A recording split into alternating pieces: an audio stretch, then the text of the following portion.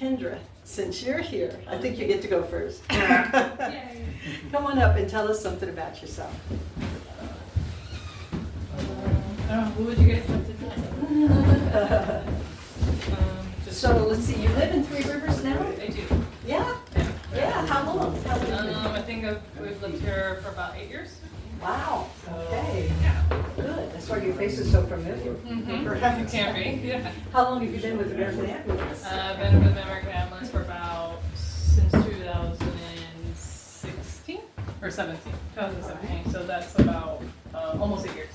So with the coffee pot fire, you were out there like where the firefighters were in case there was an emergency and they needed you? Yeah. Yeah. So tell us what's that's like. Okay, so American Ambulance of Visalia has a team that's built for fire line. So we have special training for fire line to be actually on the fire with the firefighters. Yeah. But we're not fighting the fire, so that kind of makes sense. So Oh, yeah. we have the fire knowledge. We have to pass a PAC test, which is pretty strenuous, but we gotta be there on the line. So with the coffee pot fire, we had one ambulance. It was an ALS service ambulance, so one medic and one EMT. Yeah. And we were on the fire, I think, since actually it started. And then I think actually my partner, because I was on there for about almost 14 days, and then my partner actually ended it, and then the fire stopped.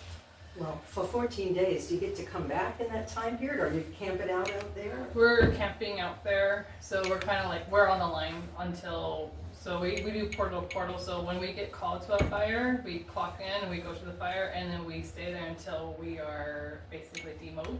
We can be there from either from 7 days to 14 to 21 days. Wow. So How do they feed you? How does the food get there? so when a fire, so they have they have food trailers there. Okay. So they provide, they'll provide food, so they'll have breakfast and dinner, and then they usually have like a lunch sack for us for lunches and the fire guys are the same way. So. Are you guys sleeping on the ground, or is there some kind of a bunk in that vehicle, or you're on the ground? It kind of just all depends. We can be camping with all the fire guys. It just kind of depends on each fire is a little different. So on the coffee pot fire, since we were pretty local, we were actually staying at our Three Rivers station. Oh, cool. So we were kind of bunking with them. Good. So, but on other fires, we can totally camp 24/7. We're just kind of out there in the elements. That's cool. Yeah, we're used to seeing these big fire camps around town, which groups of firefighters come in, and we can see it's a cordoned off area, and it looks like you have a whole city there. But I imagine when you're at the fire, supporting the firefighters, that it's different. I mean, we're with them, so Yeah. we're just kind of like in the same element. And so, but they're the ones that's fighting the fires and on the line. They're cutting the line. They're doing all the plans. We're there. We're there. We get to know their plan.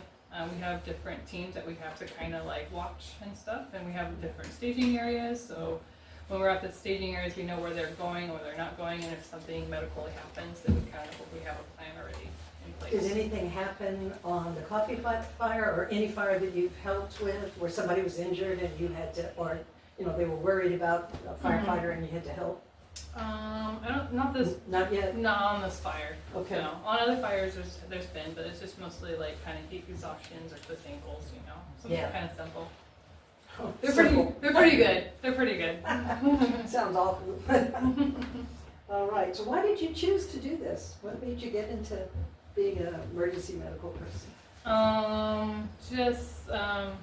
Just kind of, honestly, just kind of be helping everybody. I actually wanted to be a vet, so it's kind of a little different, but then kind of like always take care of animals, so it kind of just transitioned to people, so. Oh. Yeah, people are just like uncooperative animals. Yeah. But yeah, so That's it's cool. different, so every day's different. All right. Does anybody out there have any stories they want to tell about her? Now that she's up here. Justin? I'm not saying. You're afraid you'll get in trouble, huh? I will get in trouble. Not right now. I don't know if I worked with all these guys. They're very great. Couldn't ask for anybody better to work with. So. Well, we're thrilled to have American Ambulance here. Peter had been working for the Exeter Ambulance Group. The dreaded competition. And he was trying to get an ambulance to Three Rivers and, wasn't able to. He retired and now you're here, so that's awesome. Yeah. So you guys have taken shifts up here, right? On the ambulance that's stationed up here? Yes. What have you learned about Three Rivers and what its needs are? Not necessarily specific to ambulance, but maybe for emergency services in general. Anything different that you encountered? Versus like being an EMT in the Yeah. in the city. Yeah, in some other location, yeah. So our transportations to the hospital is a lot more lower than what we see in Visalia. Mm-hmm. A lot of the people up here are they're very well established here. They know what. It's a polite way of saying really stubborn, isn't it? Yeah. They kind of just will usually want to like know that they're okay and just be checked out and kind of have that reinsurance. And then honestly, they're more care Right. or whatever. Have you Independent, Right. Yeah. have you encountered the duplicate address problem? I have. The crazy address problem? We have, of course. What There's is always that? that. What is that? Hmm? What is that problem? What is that? The problem is there are a large number of homes that are past the county maintained streets that are given the exact same address by the county. There's 20 homes, for instance, with our address. Really? Yeah, on Kaweah River Drive. We're supposed to be the official 42490 Korea River Drive, but every time somebody new moves out here and builds a home or buys a home, the county gives them the same address and doesn't tell them. And we're not the exception. We're kind of common. 42490. There's quite a few. We've had, when we first were out here, like the second or third year, we had, and my vague recollection is that it was an American ambulance that showed up. This was in 2009, 2010, for cardiac arrest. And they came to our house, and it wasn't our house. Yeah. And they had no idea. They had no last name, no anything. Of course, dispatch doesn't really give you a last name. Yeah. So they had to call, and they were at our house for quite a while. So that was a delayed response because of the duplicate address problem. And we also have very similar sounding streets. We have Kaweah River Drive, North Kaweah River Drive, and Kaweah River Lane. Oh, I didn't even know about Yeah, that one. you know the one going to the That Carlton? ends quickly. Yeah, Yes. that is now officially Kaweah River Lane. Wow. I didn't know it was That there. little spur that Yeah. goes past. Yes, the Oh, little spur. interesting. Well, when Kathy Bowl retired from being a dispatcher, she called a meeting in Three Rivers and she told us all to get our addresses straight with the county or nobody would be able to find us. And she started the blue strip with your address on it that lights up in the dark. Yeah. And we got put in as the official 42490, but like I said, we still keep getting more. Yeah, so, it is an unfortunate consequence of living in a rural area. Now, we've done some digging and found out that it's not unique to Three Rivers. It's not unique to California. It's very common throughout the United States in rural areas where there is partially county maintained roads and partially private roads. Right. So, God knows how emergency services will I don't know how you respond. find us. I know. It's sometimes, we I don't know, we try really hard. We will go up and down the roads and sometimes people are out here, they're very they know that we're responding, they see an ambulance, they look at us and we try to tell them we really do a lot back to dispatch, can Right. we get more descriptions, can we get a cross street, that really helps us a lot. And it's just kind of it's a cat and find kind of game, but we'll get there. And a lot of the neighbors actually know where, you're wanting that house down over there, they kind of know and gives us But a it good- still adds to your response time. It does, but we let dispatch kind of know hey, we're in the area, we're trying to find, Mhm. and so neighbors are really helpful, so. Yeah. But yes, it does delay a little bit for our care, but it is a So little area, really, no so it's nasty kinda stories? There's expected. got to be some. I have a question, Kendra. Sure. Do you find that being up here on a shift or different shifts, do you find it more or less than what you anticipated it would be like to be stationed up here on a shift? I know that we can't compare it to Visalia because Mhm. too much population, Mhm. but, is it busier than you thought or not as busy as you thought? It's, I don't know, it's kind of hard to answer that question because every day, every month, every year is kind of a little different.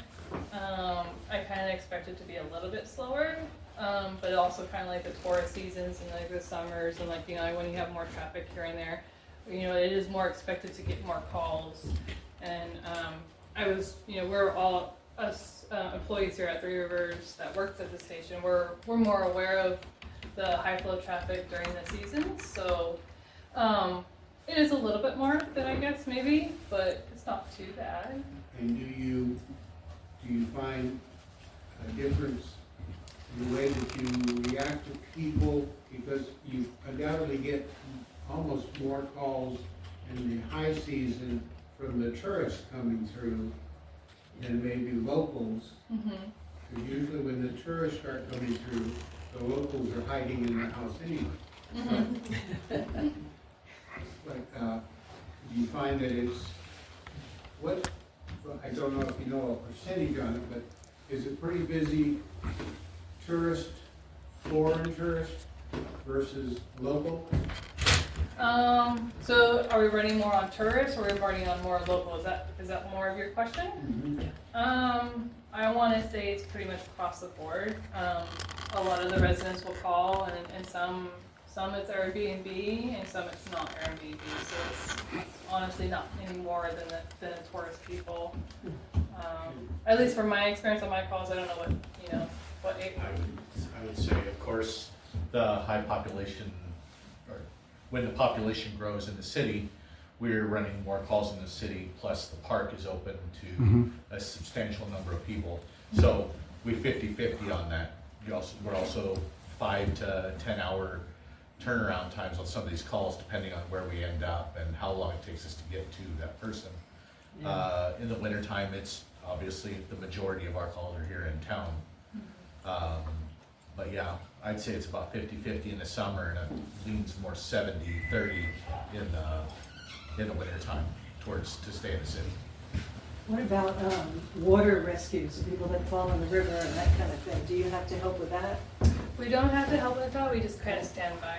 All right. So we let the water rescue people kind of attend and do their job, and while we're standing by until we can actually get to the patient. Okay, that's good. Good to know. Didn't think this was going to be an interrogation, did you? Right? Wait, we have another question. How do you deal with the situation, because I volunteer at the museum here, so we see thousands of tourists every year. Yeah. How do you deal with the foreign visitors, language-wise, Oh, when you're trying to work with them during the summer months? So we try to work as best as we can, honestly. Hand signals, high fives, and a lot of Google Translate. Right? Yeah. Google Translate. Honestly, yeah, Google Translate is one of the best. And yeah, just the best as you can. Because I mean, also when you're thinking about it, they're also calling dispatch, and there's a language barrier, right? And so we're just trying. They do their best. They try to relay the information to us the best way, and then when we're there, it's kind of like what he just kind of says, best as we can. Google Translation is kind of one of the ways. Unless if they have a translator on scene, like, you know, if their family member can speak English, and then they can kind of translate for us too. yeah. So it can be tough. It's tough, definitely. Thank you. Yeah. Thank you for being. Any other questions, anybody?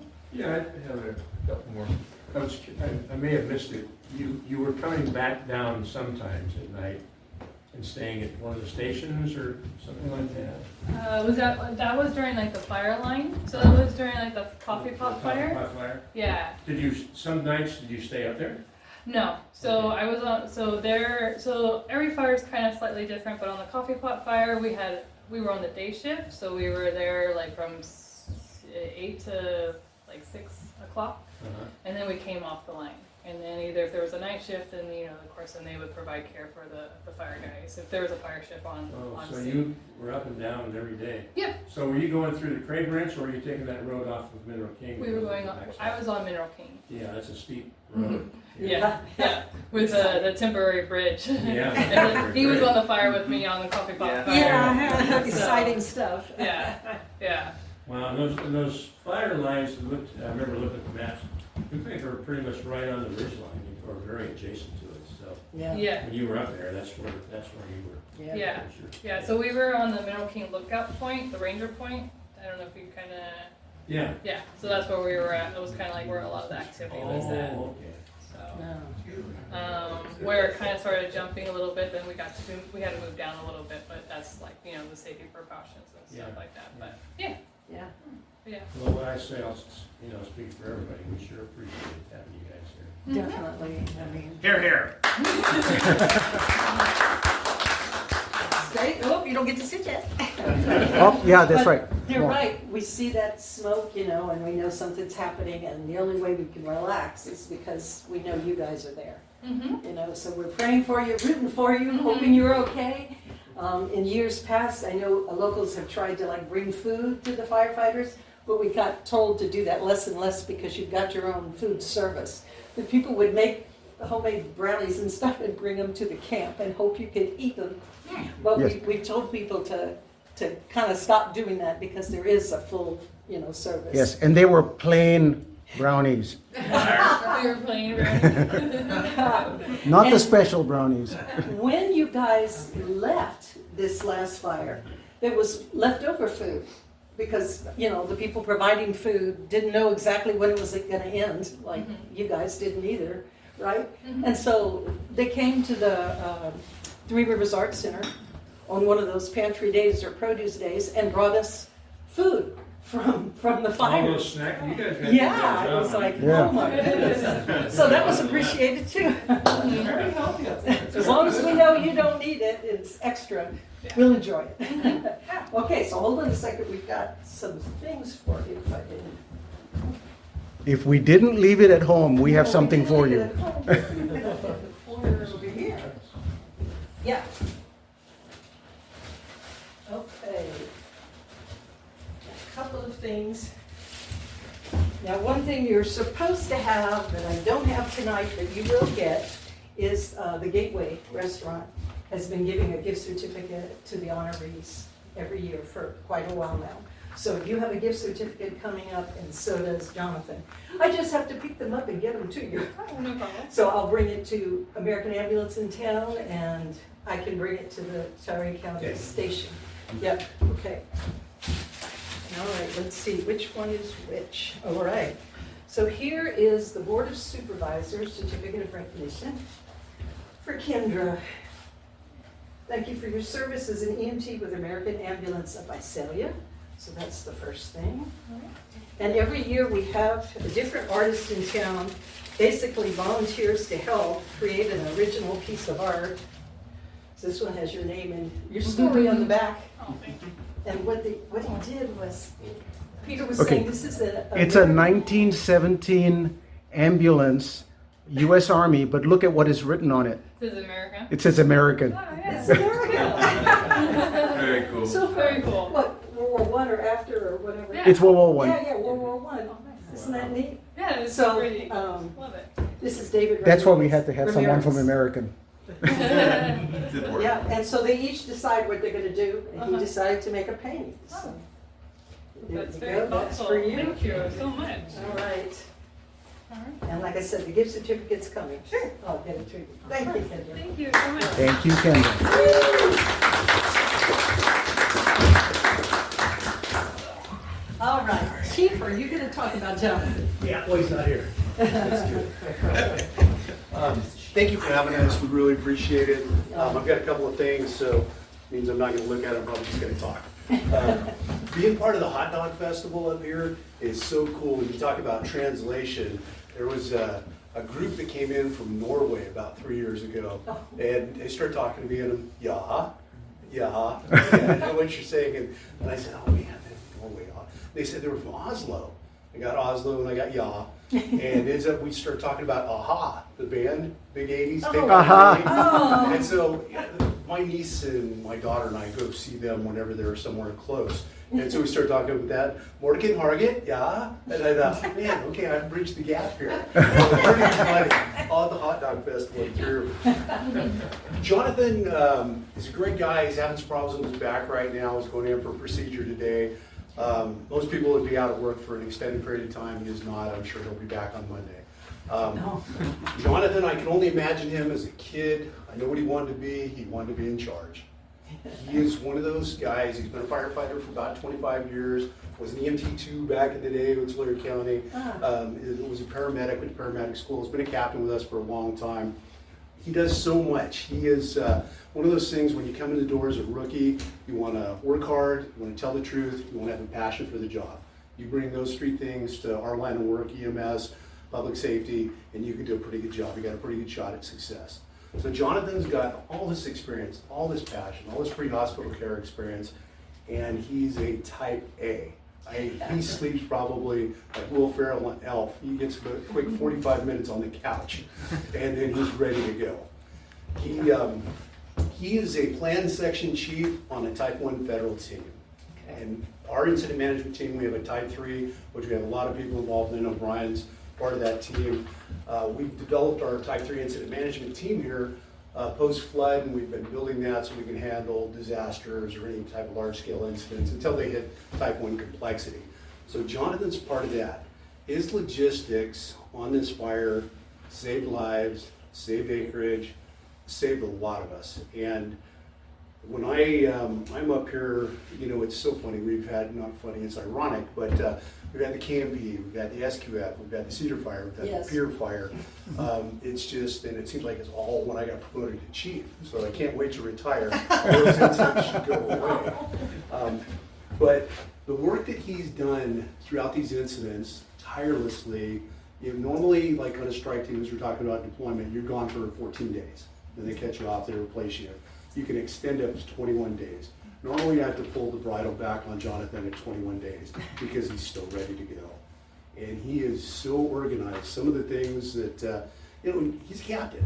And we're showing up to a briefing in the morning, he goes, hey, shh, you need to get started here. Yes, sir. That's it. But that type A, you always think about these personalities, and it's great to have nice people with extensive bedside manner in our line of work. But you also want someone that's going to take that risk, that's going to pull you out of the second story window. And Jonathan's that guy. In addition to this, he does have a softer side. He organizes our fire camp, our youth fire camp. We came up with this many years ago, and we do it in Strathmore, Early Mart, Cutler, Rossi, and we'll try and expand it to other regions of the county. But the kids come in for a 3-day camp. They do a written test, a physical agility test, and they have all these skills tests. They get to squirt water, and then the last day it's a big water fight.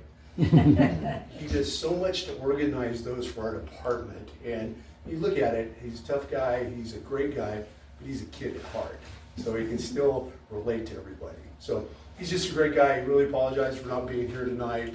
And but yeah, he's just, we couldn't do it. I mean, we've got Chief Duffy, Lieutenant Hanson. Every time I stop at any of our stations, I'm so proud of the people that we hire and the work that they do. It's a great organization, and thank you so much.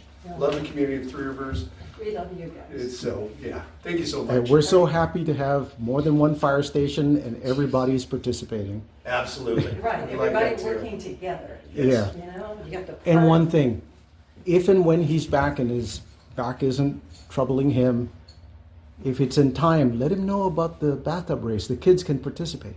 Oh, that's cool. That'll be, Yeah. he will love it. Yeah. What's the water temperature like in March? I'm sorry? I think it's the 31st. You're not gonna know unless you sink. What's the temperature like in March? It could be, It's the different water every temperature could be like 40 to 60, depends. Can you consume alcohol with this event? If you're not participating.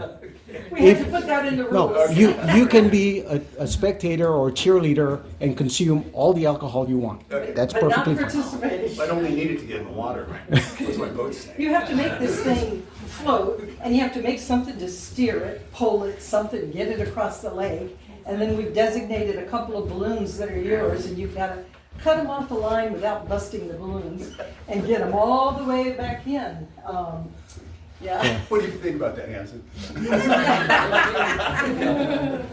And it can be pretty crazy. No bumper boats either. We don't allow you to go crash into another tub.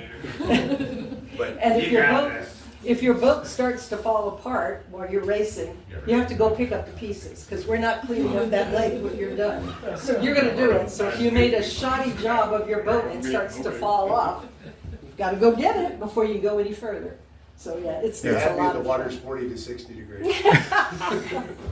One year, I don't remember who they were racing for, but there were two girls in the boat. So they got all the way to the finish line. They were getting their balloon, and as they leaned over to get the balloon, the boat flipped. Oh, And they were in the deep water. so close. That was the Yeah. only time we needed Lake Patrol's help. So the rafting company is out there, okay, and they plucked, it was Frank Root at the time, he plucked the two girls, put back in their boat. And Lake Patrol came up and grabbed the tub, because, you know, when it sinks and it's full of water, it's so heavy, who can do anything with it? Oh, yeah. So Lake Yeah. Patrol dragged it back. And what they had done, we give them all the materials to build their boat, but some of the things we give them are annoying on purpose. So we give them a bunch of balloons that they have to blow up, in addition to these that are cutting at the line, right? These people had done it like a party. They didn't use them to help the boat float. They just tied them and strung them up like, you know, they were at a party, right? So what you saw was Lake Patrol and this bobbing bunch of balloons. That's all you could see going across the water. You never saw the tub, it was way down. It was hysterical. But they survived. Yes, Oh, they yeah. survived. Oh, We, yeah. we haven't had Yeah. an injury or Yeah, a tragic loss yet. I say yet. and one year, some Boy Scouts from Tulare did it, and they won, so they did it like, what, 3 years in a row? Yeah. They won 2 out of those 3 years. They made a raft that was elaborate, like it was, I don't know, Huck Finn? You know, this elaborate raft, because we give you branches and string and duct tape and stuff like that. That raft, it took them forever, and then they slowly went across the lake, but everybody else was sinking. Yeah. So they were the last to They come were in. the half-hour They winners. were. It took them half an hour to paddle out and back. Wow. And the first year, who was it? Dennis Vivian Center. Firefighter? Yeah. Dennis, firefighters. Yep. Okay, they were ahead of everybody, but on the way back, after you've got your balloons and you're coming back into shore, Your The shore- land crew gets to pull you in. yes, the shore patrol, the hand crew gets to help pull you in, okay? You've done all that hard work. Well, they got in the water and did this and just went, And started running, and he was going like a speedboat, and they destroyed and all the boat. branches shattered. It And his boat went. it like melted. Well, people love us because we take risks. And you're good comedy. Exactly. Don't forget that. Oh. So, Any Are there- questions for me? questions, stories about the chief? Well, the coffee pot fire was like lightning hit a tree on a hill and this stag just kind of rolled down the hill and Yeah, started the it was a fire. snag that That's what rolled down. happened. Yeah, Yeah. rolled down. And it was, don't get me wrong, I love your community, but just the K&P and, I mean, even SQF touched all the way up to the South Fork. Yeah. We've just been very fortunate. We've had some good strategies and tactics. We've had good people on these incidents. Yeah. And we couldn't do it by ourselves, Forest couldn't do it by themselves, Park couldn't do it, or Cal Fire. It's a master mutual aid system. There's Right, Not and- enough of us. And the fire teams here also go help on other fires. You were telling me a little bit of Palisades fire. Yes, we had teams that went down to the Eaton Fire, went to the Border 2 Fire, so we've had resources committed down there for the last 3 weeks or so. We got some resources back this week. Okay. And you look at per capita staffing, you think LA City, 4 and 5 people on an apparatus, you think that they're in pretty good shape. And they are a class 1 fire department, Mhm. but you look at LA being 4.3 million people and then having 4,000, 4,500 firefighters per capita, they're spread as thin as we are. I mean, it just seems because we're so much more rural, Mhm. but in the unincorporated area of 177,000, we couldn't do it without each other. I mean, we Right. depend on Visalia, Porterville, Tulare, as well as they depend on us. So it's a very good system. Yeah. Okay, let's see what we got for you. What we got for Jonathan. In this case, look what David did. That is awesome. I can't draw a stick figure. He's very, very talented. Okay, you're in the park or the forest? You're going after trees that are on fire. It's gotta be the park. Actually, it's gotta be Mountain Home State Forest, because it looks really clean. Yeah? That's funny. All right, there you go there, and the certificate from the Board of Supervisors. All righty, Captain Jonathan Roberts. There we go. Thank you, Chief. Outstanding. Thank you. We really appreciate it. And like I said, there is a gift certificate coming. I'll get it to the, Thank you. yes, Thank you. all right.